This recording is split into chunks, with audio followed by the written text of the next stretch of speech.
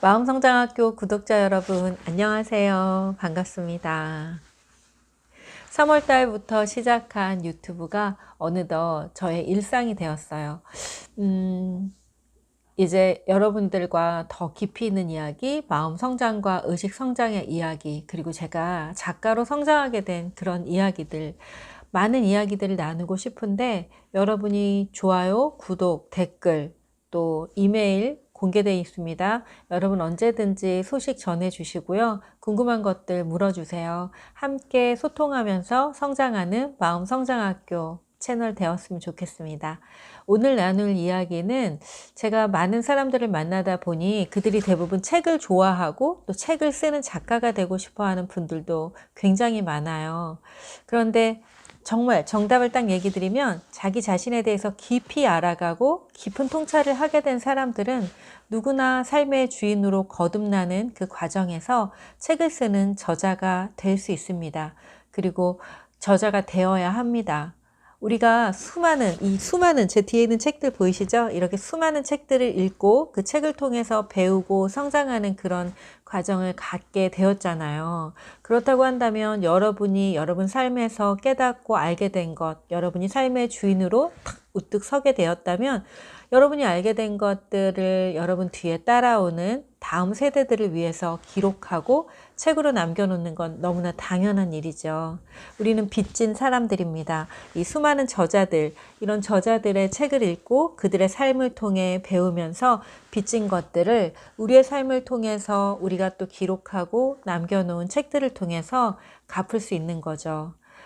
그런데 20대부터 30대, 40대, 50대, 60대까지 굉장히 많은 사람들이 독서 모임에 참여하고 있어요.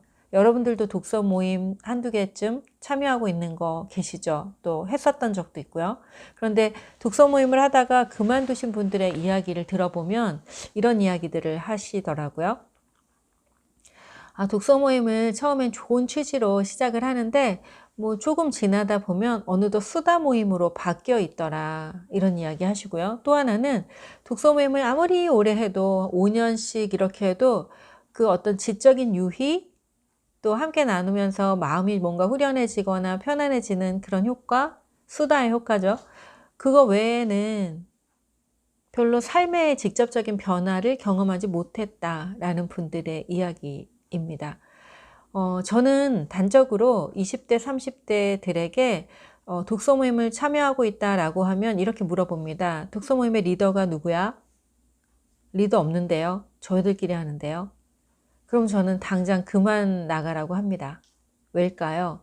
리더가 없는 똑같은 그 의식의 크기, 똑같은 경험의 크기, 똑같은 지식의 크기를 가지고 있는 사람들이, 비슷한 삶의 영역 안에서 살아가고 있는 사람들이 독서 모임을 하게 될 때 그들의 모임은 책 속에 있는 이야기를 읽고 같이 이야기를 나누는데 결국에는 이거 어려워, 이거 되게 하기 힘든 거야 라고 얘기하면서 결국에는 자기들의 현재의 삶에 안주하는 그런 반복된 이 메비우스의 띠 같은 반복된 그런 독서 모임이 되게 되고요. 결국에는 수다 모임으로 빠지게 되죠.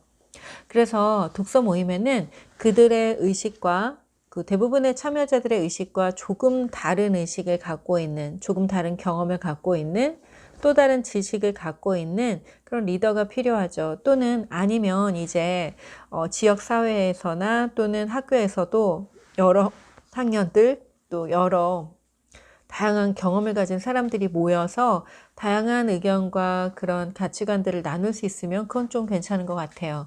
근데 그렇다 하더라도 리더가 없는 독서 모임에 나가고 있다라고 한다면 저는 그만 나가라고 이야기합니다.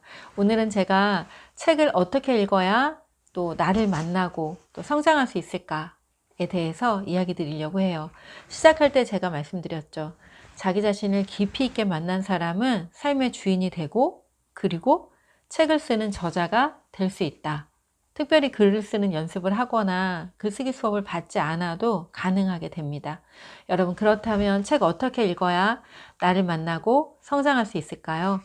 제가 오늘 알려드리는 3가지 방법을 함께 나눠보겠습니다. 그 첫 번째는 내가 삶의 주인이 되어서, 내가 주체가 되어서 독서를 해야 합니다. 내가 주체가 된 독서라는 건 조금 더 구체적으로 말하면 여러분이 요즘 제가 유튜버를 시작하면서 다른 유튜버들의 영상을 좀 봤어요. 그랬더니 대부분의 많은 인기 유튜버들이 다 책 장사가 되어 있더라고요. 그렇죠. 그래서 그들의 영상을 몇 개만 보게 되면 제 인터넷 알라딘 장바구니에 책이 수북이 쌓이게 되는 걸 저는 봤어요. 저는 책을 좋아하고 또 그들이 읽었던 책을 저도 읽고 싶은 그런 마음이 들더라고요. 그래서 책을 수북히 샀어요. 이거 나만 이런 게 아니겠구나. 유튜브를 보고 있는 수많은 유튜버 그 시청자들이 이렇게 유튜버들의 말을 듣고 책을 막 구매하겠구나. 이런 생각이 들었죠. 여러분 집에도 그렇게 구매한 책이 몇 권쯤 있으시죠? 그 책을 다 읽으셨나요? 그 책이 집에 도착했는데 여러분의 지금 삶의 문제와 딱 맞아 떨어지시나요? 자, 삶의 주인이 되어서 주체가 되어서 읽는 독서는 바로 어떤 것이냐면 지금 내 삶의 절박한 문제, 지금 내가 간절히 해결해야 하는 어떤 문제가 있을 때 여러분 어떻게 하세요? 고민하고 누군가를 찾아가고 뭐 그렇게 하시죠? 네, 그러기보다 저는 먼저 이 세상에는 나보다 먼저 그 문제를 당면하고 나보다 먼저 그 문제를 해결했던 그런 선배들이 꼭 있습니다. 반드시 있습니다. 여러분이 지금 겪고 있는 그런 삶의 문제가 여러분 혼자만의 문제라고 느껴지시죠? 아니요. 우리가 겪고 있는 모든 문제는 나보다 먼저 살았던 이 선배들이 이미 다 그것들을 해결한 경험이 있으세요. 그래서 우리가 검색을 해보면 찾을 수 있어요. 그래서 저는 지금 내가 당면하고 있는 문제들, 그 문제를 경험하고 그것을 해결했던 선배들의 책들을 찾아봅니다. 자, 그렇게 내가 지금 절박하게 해결해야 하는 어떤 동기가 있고 또 나에게 지금 꼭 필요한 책이라고 한다면 여러분 읽을까요? 안 읽을까요? 네, 읽게 되겠죠. 그런데 읽을 때 어떻게 읽으냐면 천천히 곱씹으며 느끼면서 읽는 거예요. 천천히 곱씹으며 읽은 책들은 마치 내가 경험하지 않았지만 내가 경험한 것과 같은 그런 효과를 내게 되죠. 그리고 지금 내가 당면한 문제, 그것을 먼저 경험한 사람의 책을 읽기 때문에 당연히 나는 말로 내가 경험한 걸 내가 내 말로 설명할 수가 없었어요. 이거 도대체 어떻게 설명해야 될지 몰랐는데 그들의 책을 읽으면서 내 경험과 딱 맞는 책을 읽게 되면 어떻게 돼요? 네, 맞아요. 언어를 선물로 받게 돼요. 내 경험이 그러니까 이런 거지. 맞아, 맞아. 이렇게 말할 수 있어. 내 입장이 이래. 내 마음이 이래. 하면서 우리가 설명할 수 없었던 그 감정과 욕구와 나의 욕망과 그리고 나의 그 억울함과 분함을 그 책을 통해서 그 작가를 통해서 언어를 선물로 받게 됩니다. 실제로 고른 책을 어떻게 읽어야 할까요? 그냥 쓱 읽으면 도움이 되지 않습니다. 책을 읽고 직면하는 시간이 필요해요. 직면이라는 단어를 여러분 혹시 들어보셨나요? 직면은 바로 책을 거울 삼아서 그 책 속에서 나오는 주인공, 책 속의 이야기, 작가의 말들을 작가의 것으로 치부하는 것이 아니라 그것 속에서 나의 모습을 발견하는 거예요. 책을 거울 삼아 그 책 속에서 나의 객관적인 모습들을 하나하나 발견하는 거예요. 그리고 이렇게 생각하는 거죠. 그렇구나. 나에게 이런 모습이 있었구나. 네. 내가 이렇게 모나고 어리석은 모습이 있었구나. 나에게 이런 아픈 상처가 있었구나. 내가 이렇게 변화되고 싶구나. 이런 것들을 알아주고, 네, 그리고 느끼고, 그리고 표현하는 거예요. 이렇게 하다 보면, 변화되고 싶은 나의 모습, 그 모습으로 어느 순간 변화되어 있는 나를 발견하는 그런 시간이 됩니다. 책을 직면하고 느끼면서 읽는 그런 시간이 바로 우리를 그렇게 성장시켜요. 아주 자연스럽게요.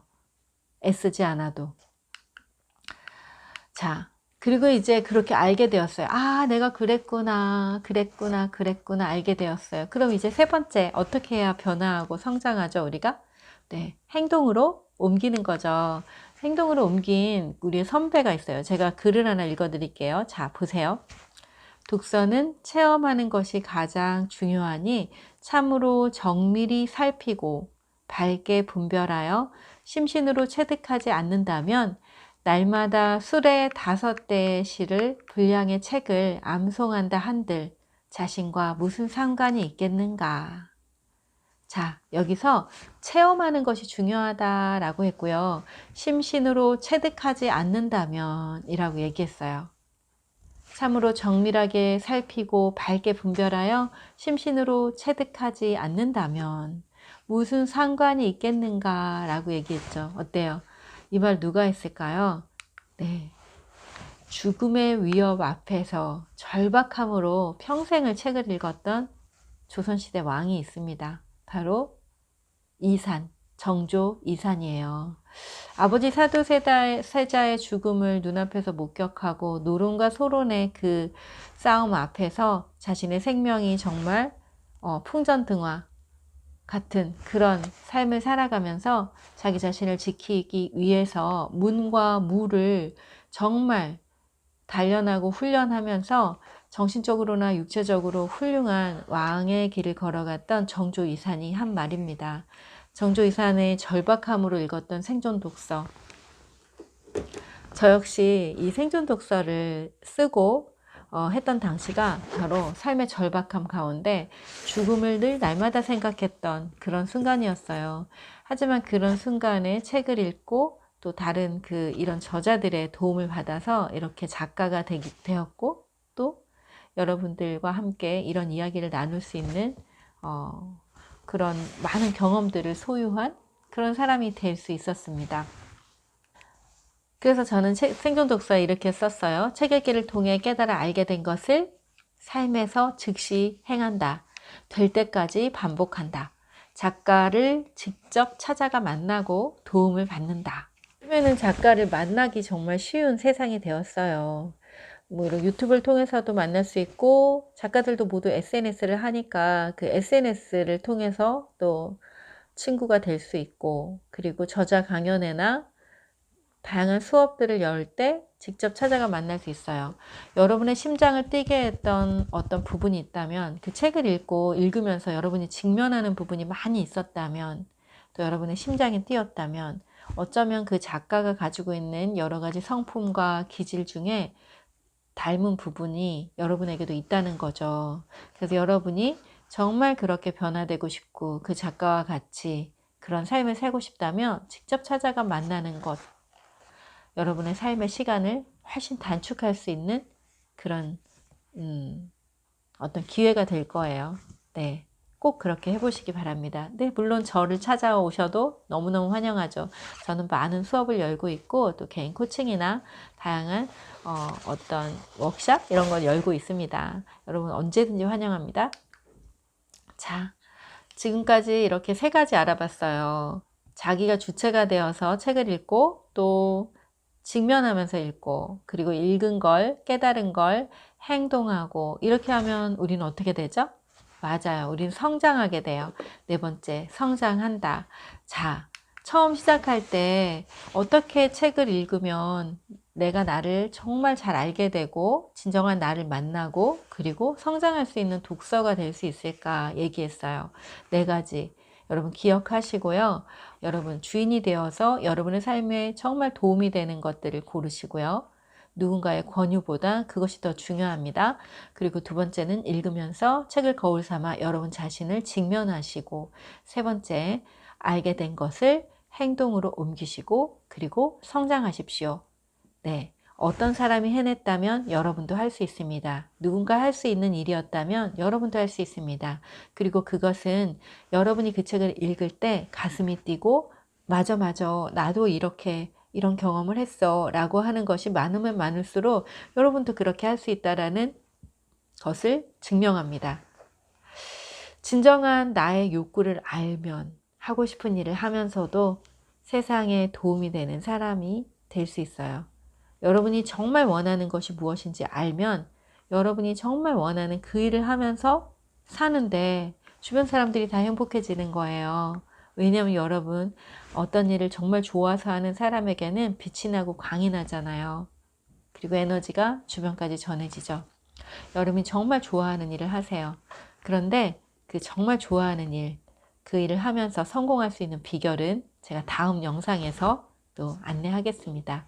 여러분 책을 읽으면서 여러분의 자신의 진짜 모습을 발견하시고 지금 부족하다고 느끼신다면 그럼에도 불구하고 여러분 안에 어두운 그림자들을 발견하고 직면할 때 그곳에서 황금을 발견하게 될 거예요. 그 황금이야말로 여러분만의 것입니다. 그것을 나누고 또 나누고 나눌 때 여러분은 세상에 가장 유일하고 독특하면서도 존귀한 존재로 살아갈 수 있습니다. 우리 그렇게 살아요.